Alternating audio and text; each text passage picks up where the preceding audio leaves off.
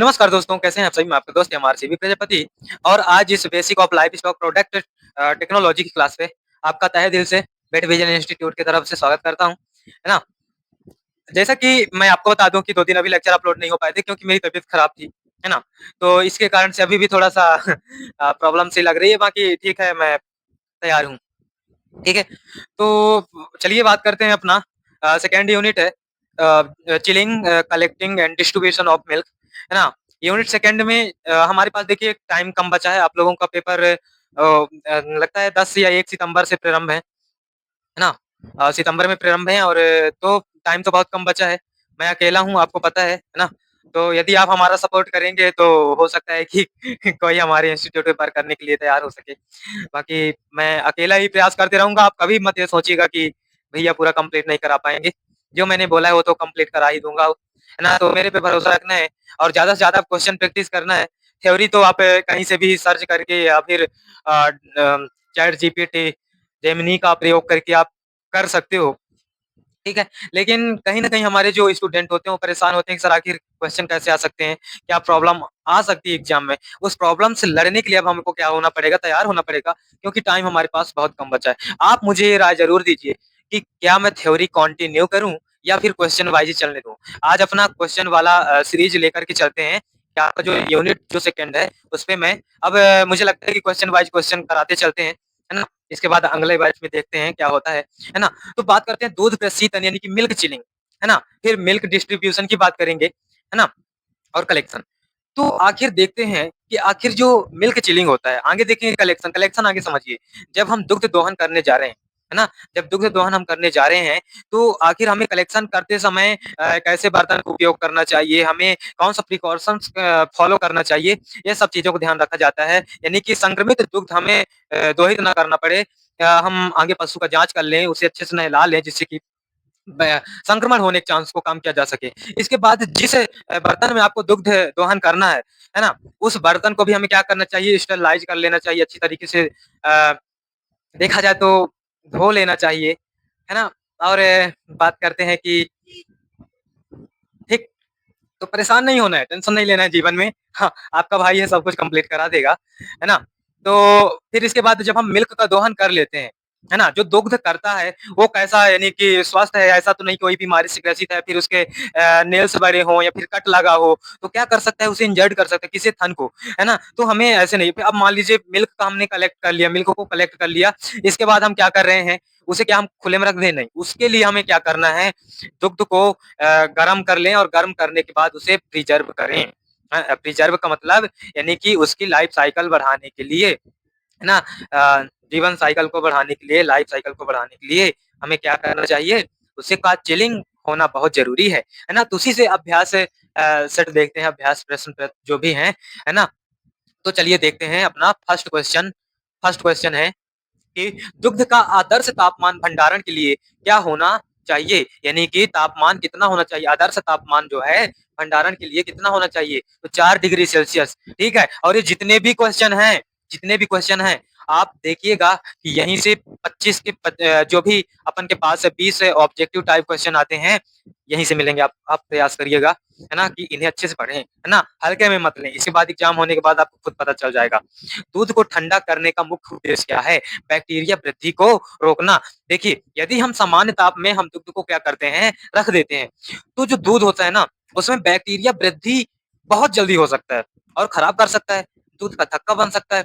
लेकिन वहीं हम बैक्टीरिया की वृद्धि को रोकने के लिए हम क्या करते हैं, 4 डिग्री सेल्सियस या इससे कम तापमान पर क्या करते हैं उसे अ, सुरक्षित रखते हैं, भंडारण करके रखते हैं।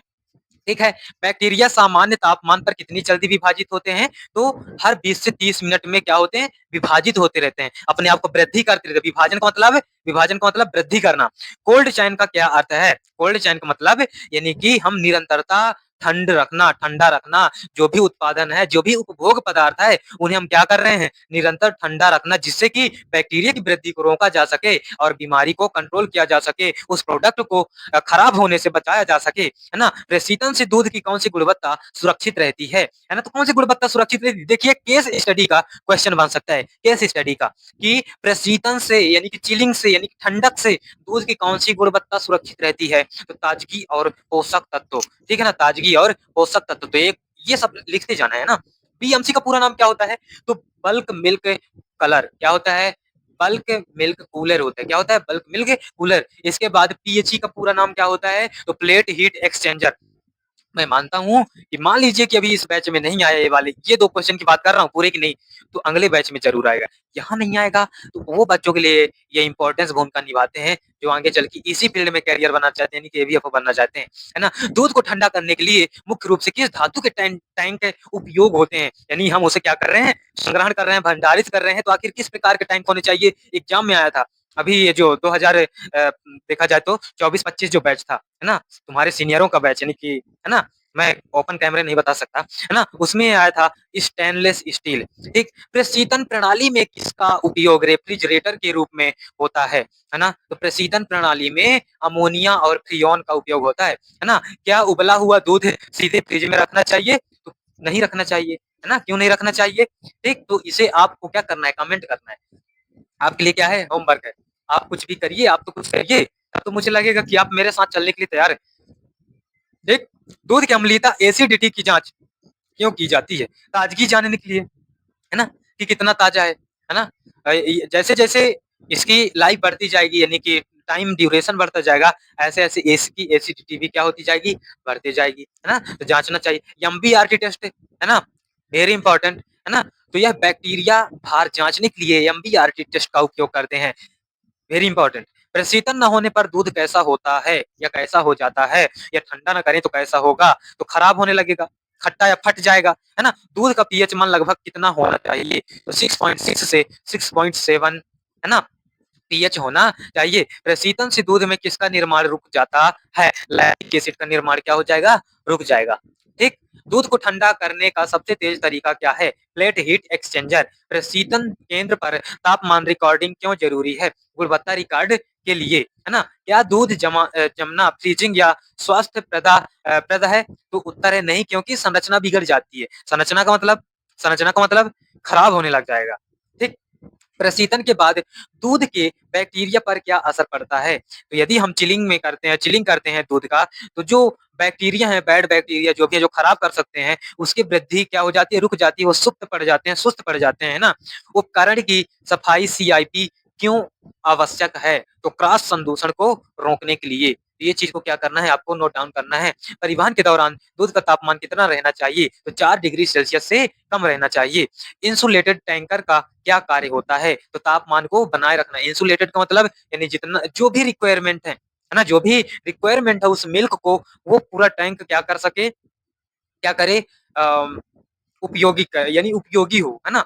तो इंसुलेटेड टैंकर का मतलब ये होता है कि जितना भी तापमान चाहिए वो बनाए रखे। ठीक? दूध को अधिक देर तक बाहर रखने पर क्या बढ़ता है ना? तो बैक्टीरिया काउंट बढ़ता है। यानी कि हम जितना देर करेंगे शीतलन के लिए उतना ही खराब होने के चांसेस बढ़ेंगे, यानी बैक्टीरिया का काउंट यानी बैक्टीरिया की वृद्धि होगी। प्रशीतित दूध की शेल्फ लाइफ क्या होती है? तो 2 से 3 दिन होता है। यानी 2 से 3 दिन तक आप उसे क्या कर सकते हैं? ठंडा करके रख सकते हैं। क्या रेफ्रिजरेशन बैक्टीरिया को मारता है? तो नहीं मारता, सिर्फ यह विकास को रोकता है ना? बैक्टीरिया को मारेगा नहीं बल्कि उसकी वृद्धि को रोकेगा। वृद्धि नहीं कर पाएँगे। ठीक? एफएसएसएआई का अनुसार जो दूध होता है ना? फूड स्टैंडर्ड सेफ्टी, है ना? तो तापमान कितना होना चाहिए? तो 4 डिग्री सेल्सियस से 8 डिग्री सेल्सियस के बीच होना चाहिए। ये वेरी इंपॉर्टेंट है ना? आप इसे याद करें। बर्फ का पानी चिल्ड वाटर किस प्रकार ठंडा होता है? तो चिलर यूनिट से, है ना? चिलर यूनिट से यदि हम ठंडा करें तो कर सकते हैं। ठीक? प्लेट हीट एक्सचेंजर में क्या होता है? तो दूध पानी का हीट एक्सचेंज होता है। पीएमसी की सफाई की क्या आवृत्ति होनी चाहिए? हर बार खाली होने के बाद, है ना? हर बार खाली होने के बाद ही पीएमसी की सफाई होना ज़रूरी है। दूध में मिलावट का पता लगाने का मुख्य समय क्या है? तो चिलिंग केंद्र पर प्राप्ति के समय। ठीक? तो आई होप कि ये 30 क्वेश्चन आपको अच्छे लगे होंगे और इनमें से 10 क्वेश्चन जो मैं इम्पोर्टेंट बताया हूँ, है ना? उन्हें क्या करना है आपको याद रखना ही है और उस 10 क्वेश्चन में अप्रॉक्स 3 क्वेश्चन या 2 क्वेश्चन आपके एग्ज़ाम में आ सकते हैं, डायरेक्ट, ठीक?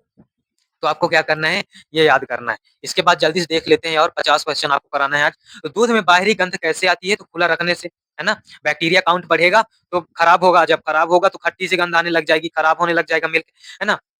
ठीक है? साइकोट्रॉपिक बैक्टीरिया क्या होते हैं? तो ठंड तापमान पर बढ़ने वाले साइकोट्रॉपिक बैक्टीरिया जो होते हैं वो क्या करेंगे? ठंडे तापमान पर भी क्या होते हैं? बढ़ते हैं। संदूषण रोकने के लिए किसका प्रयोग करते हैं? तो सैनिटाइज़र का। क्या प्रशीतन खटास को हटा सकता है? तो नहीं, केवल यह धीमा कर सकते हैं, हटा नहीं सकते, ये केवल धीमा कर सकता है। क्यों? क्योंकि बैक्टीरिया काउंट बढ़ गया है। तो उन्हें क्या मारेगा? नहीं मारेगा, लेकिन अब उससे ज़्यादा नहीं हो पाएँगे। उनके वृद्धि को क्या करेगा? रोकेगा। दूध का रंग बदलना क्या दर्शाता है? तो सूक्ष्मजीवी संदूषण, है ना? इसके बाद चिलर की गैस लीक होने पर क्या होगा? तो कूलिंग कम हो जाएगी। क्या बिजली जाने पर दूध प्रशीतन पर असर पड़ता है? तो बिल्कुल पड़ेगा। क्यों? क्योंकि इंसुलेशन इंसुलेशन ज़रूरी है। और जब जैसे मान लीजिए बिजली चली गई, तो जो जिसमें हम दूध प्रशीतन जो उपकरण है, वो चलना बंद हो जाएगा। जब चलना बंद हो जाएगा तो डेफ़िनेटली प्रॉब्लम आएगी। इंसुलेशन नहीं हो पाएगा उसका, ठीक? तो दूध के बर्तन को क्यों ढकना ज़रूरी है ना? तो आपको ये पता है, नॉर्मल सी चीज़ें हैं। मिल्क रिसेप्शन डॉग पर क्या जाँचते हैं, है ना? तो तापमान और महक को जाँचते हैं, ठीक है? स्टेनलेस स्टील क्यों चुना जाता है? तो संक्षारण रोधी और स्वच्छता। संक्षारण रोधी और स्वच्छता, ठीक? इसके बाद प्रशीतन केंद्र, है ना? एमसीसी का मुख्य कार्य क्या है? तो दूध एकत्रीकरण। क्या प्रशीतन प्रशीतन दूध के फैट को बदलता है? तो नहीं बदलेगा, है ना? यदि यदि हम यहाँ से मिल्क को दुहे और उसमें 5% मान लो क्या है अपना फैट है, तो अब हम ठंडा या फिर फ्रिज में रख देंगे तो क्या वो बदल देगा या फिर बढ़ा देगा, घटा देगा? तो उसमें कोई प्रभाव नहीं पड़ेगा, है ना? चिलिंग सेंटर पर सबसे पहले क्या करते हैं? तो तापमान जाँचते हैं। कोल्ड चेन टूटने का क्या परिणाम होता है? दूध खराब हो जाएगा। डेयरी उद्योग में स्वच्छता स्कोरिंग क्या है? तो गुणवत्ता मापदंड, ठीक? इसके बाद चिलिंग की प्रक्रिया में हीट लॉस किसे कहते हैं? तो तापमान में कमी। क्या फ्रिज के दरवाजे पर दूध रखना चाहिए? यह सुरक्षित है? तो बिल्कुल नहीं। क्यों? क्योंकि जो फ्रिज होता है उसका जो गेट होता है ना, जो तो उसमें जो खंधे बने होते हैं, वो क्या करता है वहाँ जो तापमान होता है वो अनियमित रूप से होता है ना, कभी कम कहीं ज़्यादा। तो दूध के नमूने को कैसे स्टोर करें? 4 डिग्री सेल्सियस से कम तापमान पर। प्रशीतन तकनीक का भविष्य क्या है? तो सौर ऊर्जा आधारित चिलिंग। तो ये चीज़ों को क्या करना है? याद रखना है। यानी कि जो आप थ्योरी में पढ़ने वाले थे, उसी से कुछ ऐसे 50 पॉइंट 49 पॉइंट 49 पॉइंट है, तो फिर मेरे इंस्टीट्यूट से रिलेटेड है ना? थोड़ा-सा आप लोगों को लगना चाहिए कि आखिर कहाँ पढ़ रहे हैं, है ना? तो ये चीज़ें आपको 49 क्वेश्चन एकदम बिल्कुल याद करना है, जिससे कि आप इन्हीं चीज़ों को आप थ्योरी में बना-बना कर के तो लिख सकते हैं, है ना? तो आई होप कि आपको ये चीज़ें क्लियर हुई होंगी और मैं आशा इतना कर सकता हूँ कि आप मेरा सपोर्ट ज़रूर करेंगे, है ना? जिससे कि हम एक बेहतर प्रयास कर सकें, बेहतर सी चीज़ें कर सकें, है ना? और जिन लोगों का मन नहीं लगता, हालाँकि पढ़ने वाले बच्चे तो अलग ही होते हैं, हर एक बैच में 10 बच्चे ऐसे होते हैं जो पढ़ने वाले होते हैं, है ना? लेकिन मैं थोड़ा-सा उन बच्चों के लिए बोलता हूँ, आप मेरे को बड़ा भाई मानिए, कि मैं उन बच्चों को कुछ बोलता हूँ कि जो अभी लग रहा है कि नहीं, नॉर्मल चीज़ है, फिर देख लेंगे, फिर कर लेंगे, कुछ नहीं होने वाला है लाला, ठीक है? 2 साल ऐसे बीतेंगे तो पता ही नहीं चलेगा। इसके बाद मम्मी-पापा बोलेंगे कि भैया कमाना स्टार्ट करो, है ना? तो ना तो इलाज आएगा, ना कुछ आएगा, है ना? वैकेंसी आएगी, वैकेंसी में भी प्रॉब्लम हो जाएगी। क्यों? नॉलेज ही नहीं रहेगा तो फिर क्या होगा, है ना? और यहाँ तो कोई है ही नहीं। मध्य प्रदेश में तो कोई इतनी बड़ी-बड़ी संस्थाएँ चल भी नहीं रही हैं, है ना? तो आप प्रयास करिए कि हमें सपोर्ट करें, जिससे कि बेहतर से बेहतर टीचर आ सकें, बेहतर से बेहतर प्रयास किया जा सके, जिससे आप सभी का और आपके साथ-साथ हमारा भी कुछ भला हो जाए, है ना? तो आप लोग प्रयास करें और पढ़ने वाले पढ़ते रहें। आप तो बिल्कुल ना रुकें, क्यों? क्योंकि आपके लिए गोल्डन चांसेस हैं, टाइम है, जो